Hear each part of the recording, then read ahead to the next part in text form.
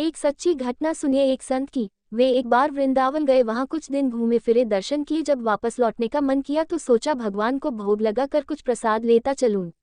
संत ने रामदाने के कुछ लड्डू खरीदे, मंदिर गए, प्रसाद चढ़ाया और आश्रम में आकर सो गए। सुबह ट्रेन पकड़नी थी, अगले दिन ट्रेन से चले। सुबह वृंदावन से चली ट्रेन को मुगल सराय स्टेशन तक आने में शाम हो गई। संत ने सोचा अभी पटना तक जाने में 3-4 घंटे और लगेंगे, भूख लग रही है, मुगल सराय में ट्रेन आधे घंटे रुकती है, चलो हाथ पैर धोकर संध्या वंदन करके कुछ पा लिया जाए। संत ने हाथ पैर धोया और लड्डू खाने के लिए डिब्बा खोला। उन्होंने देखा लड्डू में चींटे लगे हुए थे। उन्होंने चींटों को हटाकर 1-2 लड्डू खा लिए, बाकी बचे लड्डू प्रसाद बांट दूंगा ये सोचकर छोड़ दिए। पर कहते हैं न संत हृदय नवनीत समाना, बेचारे को लड्डुओं से अधिक उन चींटों की चिंता सताने लगी।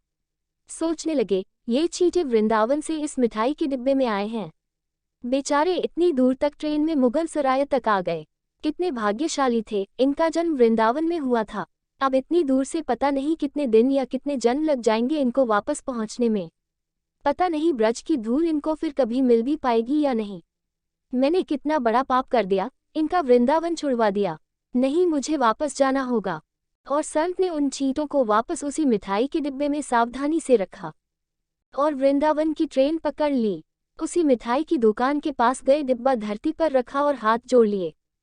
मेरे भाग्य में नहीं कि तेरे ब्रज में रह सकूं, तो मुझे कोई अधिकार भी नहीं कि जिसके भाग्य में ब्रज की धूल लिखी है उसे दूर कर सकूं। दुकानदार ने देखा तो आया, महाराज चींटे लग गए तो कोई बात नहीं, आप दूसरी मिठाई तोलवा लो। संत ने कहा भैया मिठाई में कोई कमी नहीं थी, इन हाथों से पाप होते होते रह गया, उसी का प्रायश्चित कर रहा हूँ। दुकानदार ने जब सारी बात जानी तो उस संत के पैरों के पास बैठ गया, भावुक हो गया। इधर दुकानदार रो रहा था, उधर संत की आंखें गीली हो रही थीं।